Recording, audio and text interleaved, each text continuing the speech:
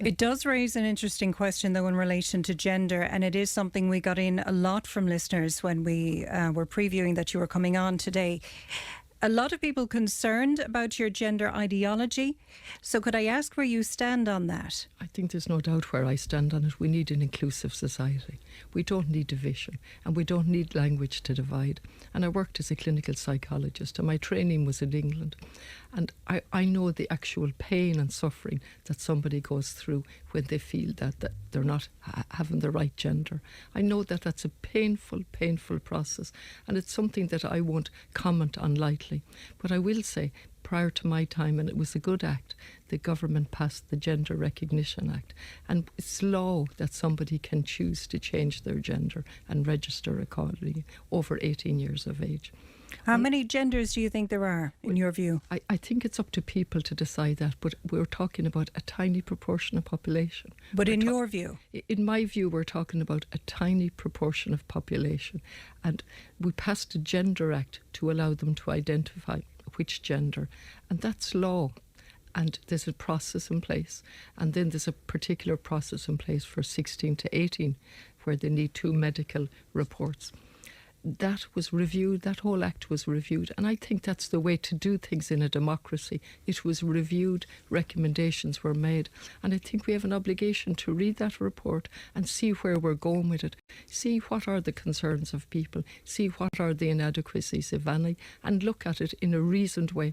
But at the end of the day, Alison, we're talking about an inclusive society. We're talking about a small number of people. We've been through so many divisive campaigns, haven't we, over the years? This is a republic, in name at least. And surely we're bigger than division. And surely we can have a tolerant society where everybody feels included and feels safe, regardless of where they come from, regardless of a decision they make in relation to their gender. At the end of the day, it's a tiny group of people. But can I push you on how many genders, though, do you think there are? I think that's up to the person deciding, and so there is a recognition, male and female, and there's a recognition of so it's by one or the other. And some people feel they don't want to be restricted within that, and that's up to them. I can only go back to my experience as a psychologist and how difficult it is. How difficult it is for all of us to come to terms with ourselves. And if I use my own journey in life, growing up as a girl and a woman, and we were filled with shame.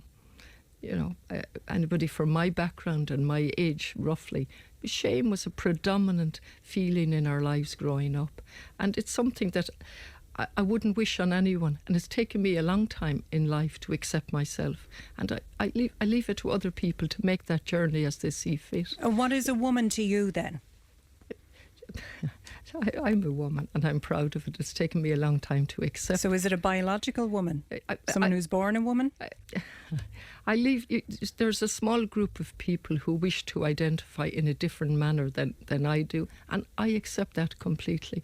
I think that's not a big challenge to a democracy. It's not a big challenge to a healthy society. And that's all I can say on that. Do you support the UK ruling recently that showed that women are it's biological, gender is biological? I actually left that aside to read and to reflect on, and that's what I do with cases. I haven't actually had it. I've read the press releases on it, and I've read it, but I will go back and look at that. But we're getting into a yes or no situation, which is not helpful in a sense for a small amount of people who wish to identify in a particular way. Yeah, I think that's the least we can do in a compassionate society, in a tolerant society. We need to move away from, imposing beliefs on people and imposing something that somebody is not comfortable with. And this is a presidential election. The legislation is in the Dáil from 2015. It has been reviewed. There are various recommendations in that, and that needs to be acted on by whatever government is in power. Do you feel the Gender Recognition Act has been a success? I mean, this year has marked 10 years since its introduction. Different recommendations have emerged from it. I don't have it up before me, and It has to be looked at, has to be studied. That report is there, I think, a few years now, and we should be looking on it. The government should be looking at it. Well, Aintu, for example, they proposed an amendment to that bill which would remove prisons from the scope of that act. Is that something you would support? I'm not given to quick comments, and I look at legislation or bills or recommendations that come before us, and I look at it. Obviously, there are challenges in terms of, we saw the recent case, the name escapes me, and Barbie Kardashian. Yeah. Where a very violent man was put into a women's prison. That's right, and that was a safety and security issue, a very serious safety and security issue, which I think the prison service then dealt with. But absolutely, is that not the issue with the Gender Recognition Act? It allows someone like that to enter a woman's prison. I think the difficulty there was, again, I'm reluctant to comment on a specific case, but certainly there were serious threats made, and a prison. It was a security issue. And that has to be dealt with each time, absolutely.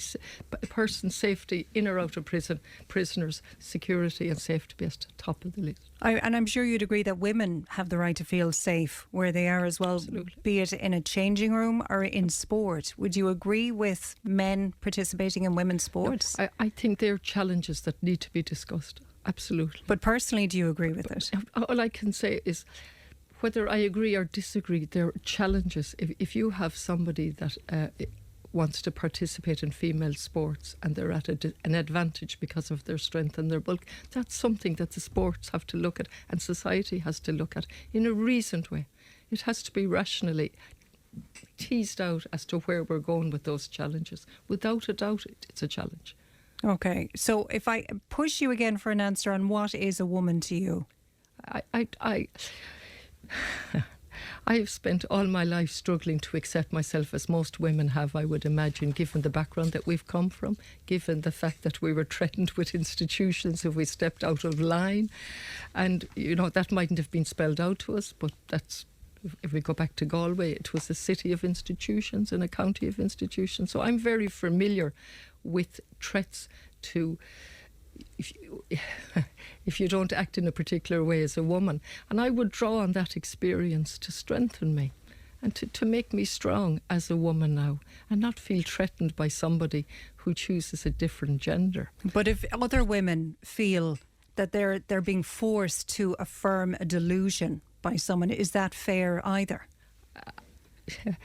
That question is kind of a speculative question. People have to feel safe. Men, women and people who choose a different gender. People coming into our country have to feel safe. So I'll go back again to my own experience of the journey that it takes to accept yourself as a woman and your body. Just given it has changed enormously for young people. But coming from where I came from, I could only draw on that experience.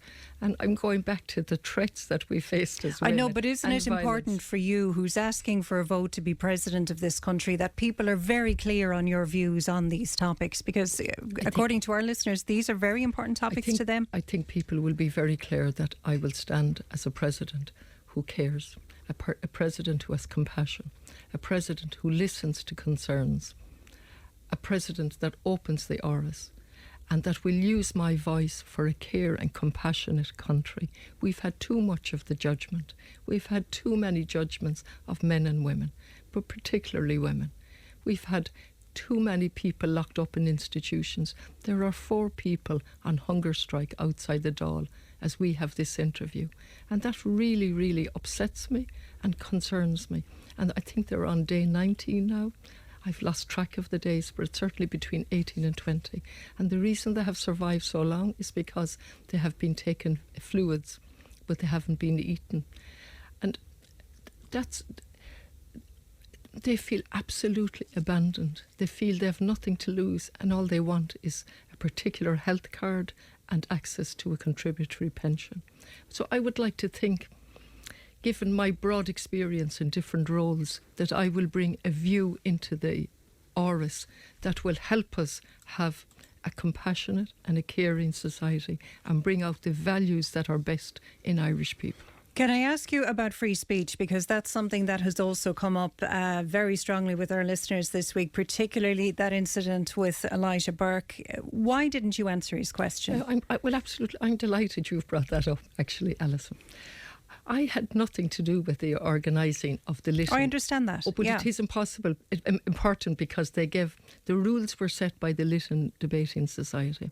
I attended in Dublin. I've attended so many forums. Sometimes they have open questions.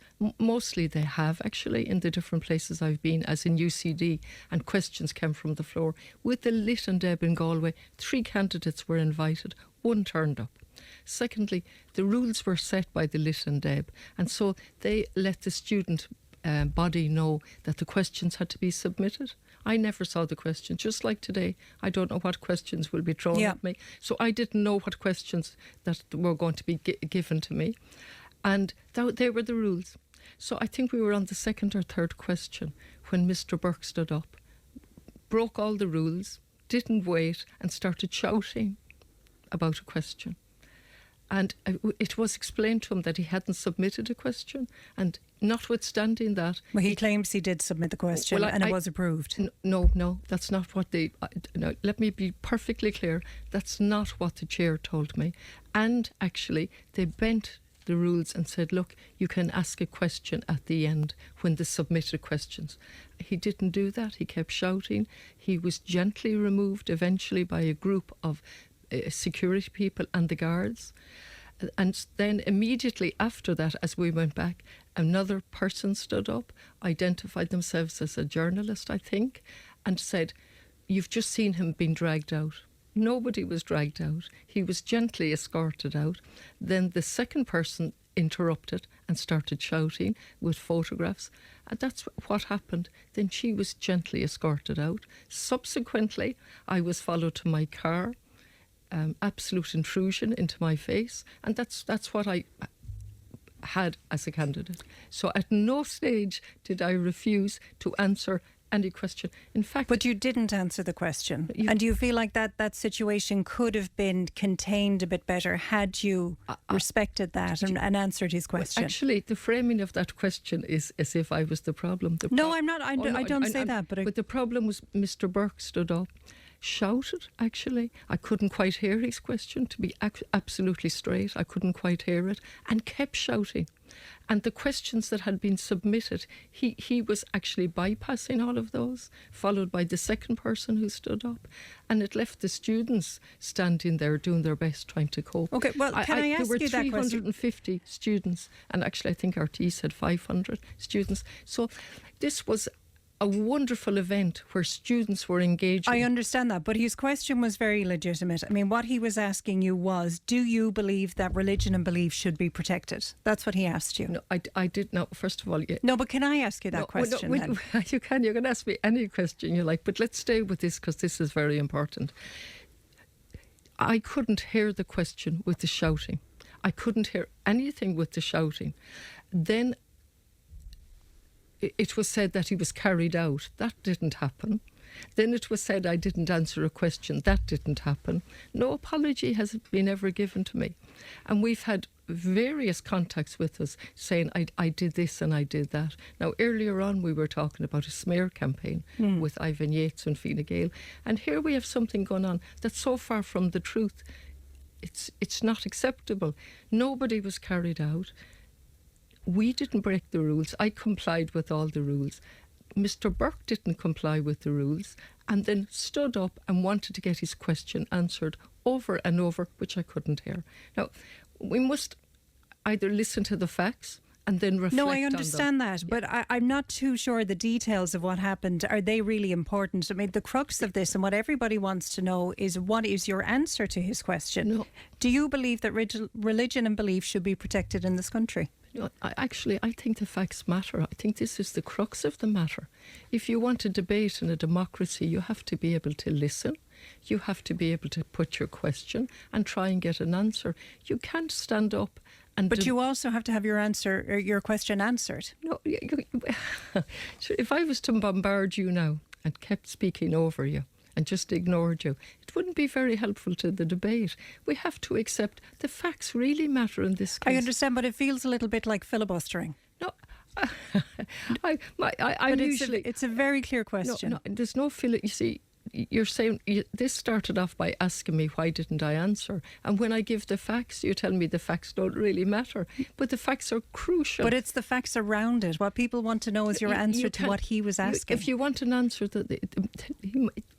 it was during a lit and deb. He must go in, sit down. He can't demand, nobody can demand, answer my question now before any other question, even though I haven't put it in. And if you don't, I will scream, I will shout, and I will shout. Then I will have somebody say I was carried out. This is what happened on the night. I understand that. But can I again ask you the question that he asked? Do you believe that religion and belief should be protected? I hear your question. Everybody is entitled to have their religious beliefs. Everybody, who you believe in, it's protected in the Constitution, freedom of religion. And is that something you will uphold as President, should you be voted? I uphold the Constitution. Absolutely, I'm familiar with the Constitution. There are many, many articles in the Constitution in relation to the President's role. Do you regret that incident with Elijah Burke? I would hope that Elijah Burke would reflect on his behaviour and learn something from it. I really do. What I found disturbing about it, I know you're a strong advocate for free speech, in that when he was asking his question, he was shouted down by other students in that. To me, that wouldn't denote an environment where free speech is encouraged. That's not accurate, Alison. You see, I was there. So, I'm not blaming you for that. No, I was there. I saw everything. I don't think you can have it both ways. I'm giving you the facts as I sat there.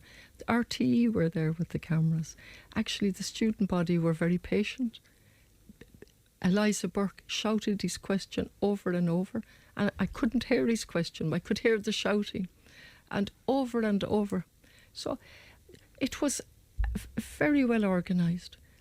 And he had an opportunity to put in his questions. And I'd really love to tell the people why I'm standing as president, as opposed to talking about a young man that came in and well, look, didn't comply with the rules. No, I understand. And you've answered that question for us today, and I do appreciate that. Another issue that our listeners are concerned about is the issue of immigration. Now, I know you would be viewed as someone very much in the left who supports open borders. You recently said as well that you view this notion or this statement that Ireland is full as abhorrent. Yes. But this is an issue of great importance to our listeners. Like, you have the situation in Dundrum in particular, where the number of IPAs is much more than the 5% of the demographic of the community. It's actually 72% at present.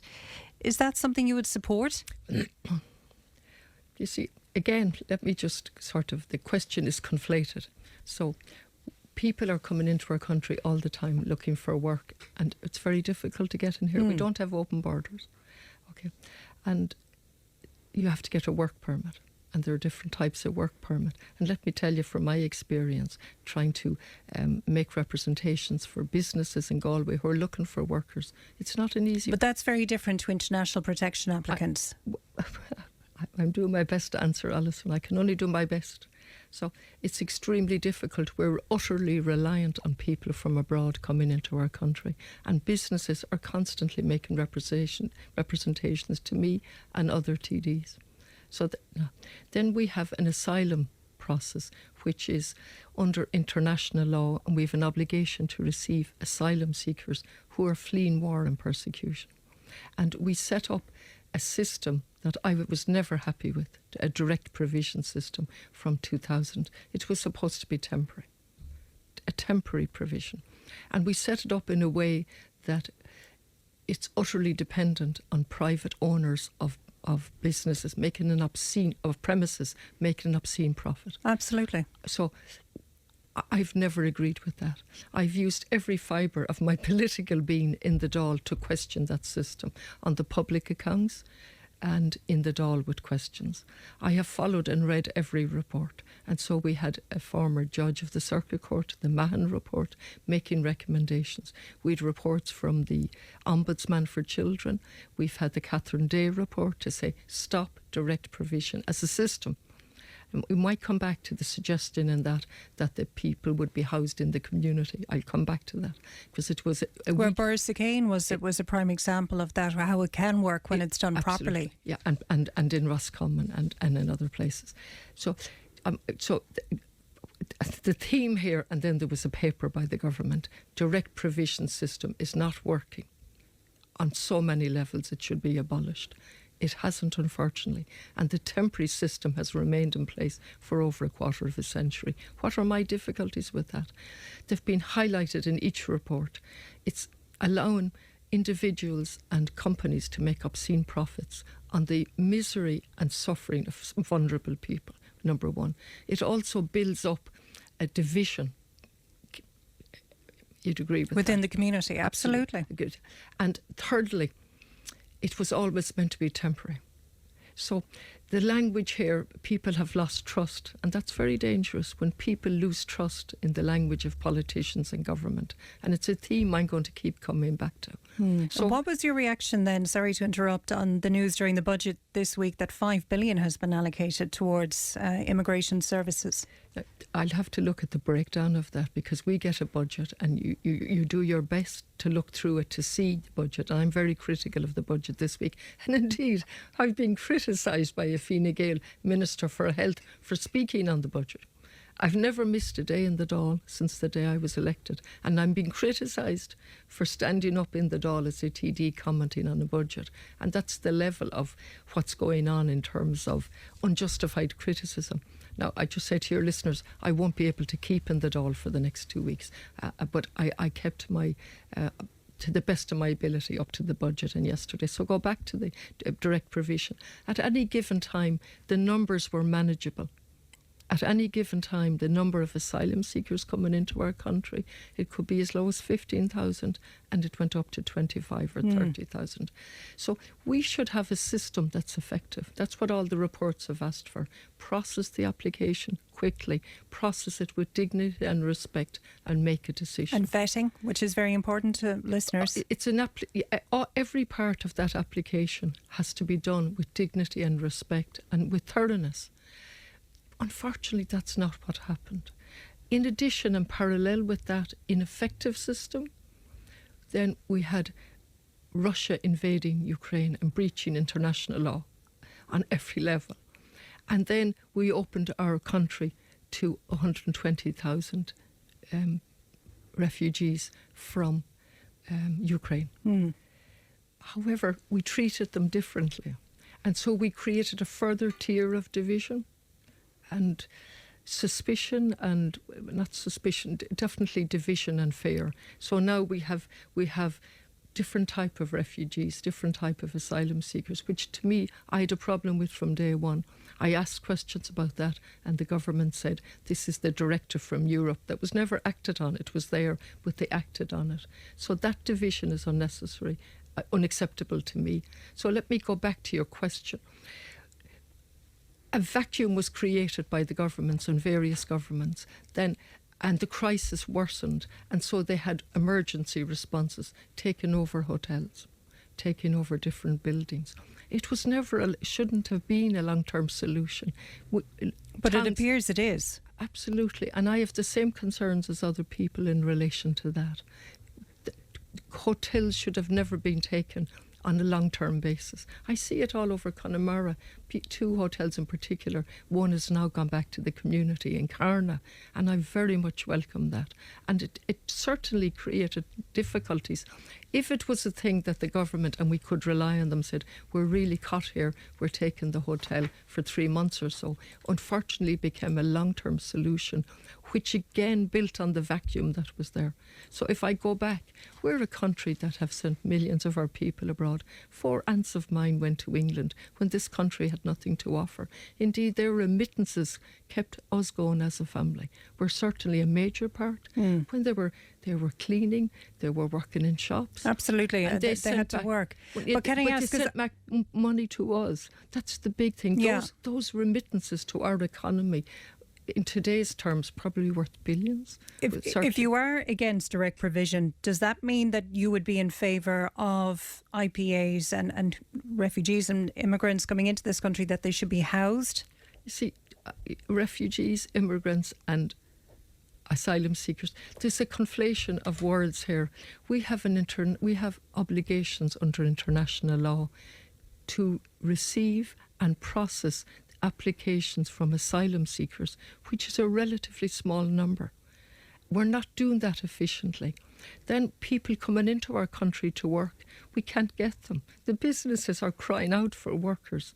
I was down at the various agricultural shows, and I was at the ploughing championships. And I actually went there for an Irish programme, so we might get back to why I was there. And I went around to as many stalls as I could. And one of the biggest issues raised was farmers can't get workers. But do you feel they should be given housing when they come into this country if you're against direct provision? We have to be careful here. I don't accept direct provision as a long-term solution. It's wrong. It shouldn't have happened. We have to have a system that, as I said, process the application. We have a major housing crisis. And you remember I said I'd come back to the Catherine Day report. I agreed with everything she said in that report, except she said people should be housed in the community. My difficulty with that was she wasn't recognising at that point, which is a few years ago, the acute nature of the housing crisis that has been created. I'm from Galway, and we have people waiting up to 20 years. Again, I like to be precise, but so it might be 18 now, 18 or 19. So somebody waiting on a waiting list up to 20 years for a house. But the person waiting on that is entitled to be upset and angry and frustrated. And indeed, the staff, the woman, my colleague working with me, sometimes it's difficult not to go under listening to those stories. However, the anger should be channeled back to a government that has utterly failed to provide housing and relied on the market to provide. The market has utterly failed, and yet all of the schemes, including the housing assistance programme, backs up. So we have obscene rents and obscene prices for houses that are called affordable. So I'd love it, that we would open a discourse on how is a government calling a house affordable at 500,000. I would love if the people that are concerned would share in that debate and channel their anger back to a government. And I'm hoping that the movement that I'm part of, that's saying let's shape a different republic, a different Ireland, will continue on for the next election. Can I ask you, because what a lot of people are seeing in this election is two left candidates, and people who would be conservative or centre or right-leaning feel there is no option for them. Two left candidates? Yes.